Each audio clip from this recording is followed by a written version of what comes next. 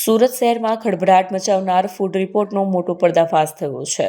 Food safety વિભાગ દ્વારા લેવામાં આવેલા નમૂનાના રિપોર્ટમાં ખુલ્યું કે સુરભી ડેરી દ્વારા તૈયાર અને વેચવામાં આવતું પનીર દૂધથી નહીં પરંતુ કૃત્રિમ અને કેમિકલયુક્ત પદાર્થોથી બનાવવામાં આવી રહ્યું હતું. લોકોના આરોગ્ય સાથે મોટા પાયે છેડછાડ કરવાનો ખુલાસો થતાં પોલીસે તાત્કાલિક નકલી પનીર વેચવાના આરોપસર ગુનો દાખલ કર્યો છે.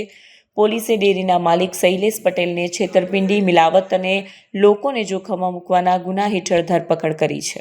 તપાસમાં જાણવા મળ્યું છે કે તેઓ નકલી પનીરને અસલી કહીને શહેરમાં સપ્લાય કરી રહ્યા હતા. જે સમયે કાર્યવાહી શરૂ થઈ તે સમયે ડેરીના અન્ય સંચાલક કૌશિક પટેલને આ મામલે ગંધ આવી જતાં તેઓ સ્થળ પરથી ફરાર થવામાં સફળ થયા.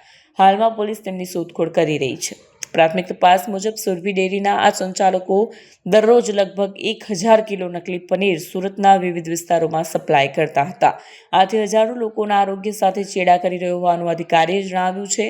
હાલ આ મામલે પોલીસ વધુ પુરાવા એકત્રિત કરી રહી છે અને ગેરકાયદેસર કૃત્યમાં કોઈ અન્ય લોકો અથવા સપ્લાયર સામેલ તો નથી તેની પણ તપાસ શરૂ કરી છે. શહેરમાં આ ઘટનાએ ચિંતા ફેલાવી છે અને લોકોમાં ખાદ્ય વસ્તુઓ અંગે વિશ્વાસનો પ્રશ્ન ઊભો થયો છે. 954 કિલોગ્રામ પનીરનો જથ્થો જે જપ્ત કરેલો એનો જે નમૂનો જે ફેલ જતા ગઈકાલે એક વિશ્વાસઘાત અને મિલાવટની કલમ મુજબ ગુનો દાખલ ખટોદરામાં કરવામાં છે.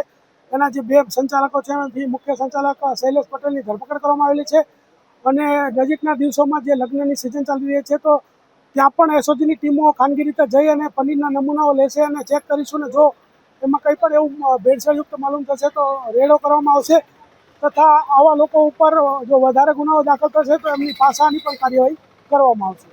આ જે સંચાલક છે એના જે અહીંયા ખટોદરાની યુનિટ છે એમાં એ કઈ રીતે પનીર બનાવતા હતા અને શું કરતા હતા એની પૂછપરછ માટે લાવેલા હતા અને ત્યારબાદ જે છે આગળની કાર્યવાહી ચાલુ છે.